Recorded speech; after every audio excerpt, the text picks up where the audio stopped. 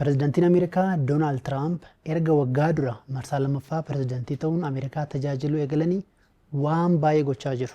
Dhimma godaantotaa, dhimma Giriinlaand, dhimmoota baay'ee eeruu dandeenya. Amma dhimmi isaanii gaanfa Afrikaa akka ta'e irra deebi'anii ibsaniiru.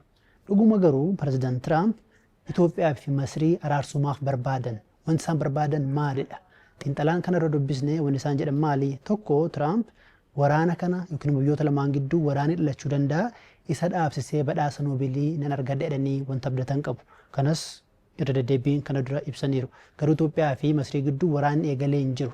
Isa tibbanaan Itoophiyaan deebii kennuudhaas baattu dhuguma Tiraamp jaarsummaadhaan gidduu dhaabatanii tokkof osoo loogiin furmaata fiduu danda'u?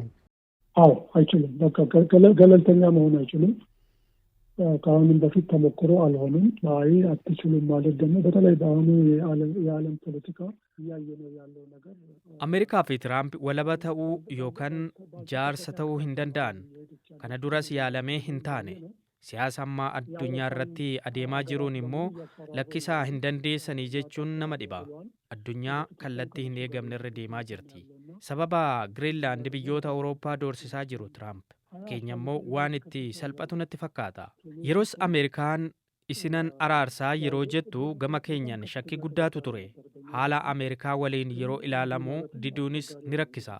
Erga seennee booda wanti agarree mootummaan Ameerikaas baankiin addunyaas Masrii bira dhaabatanii falmaa turan. Itoophiyaa doorsisaas turan. Wanti adda ta'e amma ni dhufa jennee yaannu. Ameerikaan walaba taatee jaarsummaan furti jedhanii yaaduun baay'ee ni rakkisa. Ameerikaa fi Masriin hariiroo jabaa qabu. Amma immoo Tiraamp Israa'el tiksuuf akkasumas wanta Gaazaa keessaa dalaguuf yaadan milkeessuudhaaf deeggarsa Masrii fedhu. Kanaaf dhimma Abbayyaa Masriif furuu barbaadu.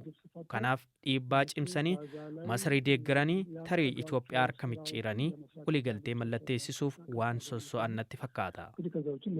ሌሎች በርካታ ምክንያቶች ስላላቸው ጫና መፍጠራቸው ለግብጽ ማግላታቸው ምናልባትም እጅ ጠምዝዞ ኢትዮጵያን እጅ ጠምዝዞ ስምምነቱን የማስፈረም ዓላማ ይዘው የሚንቀሳቀሱ ይመስለኛል።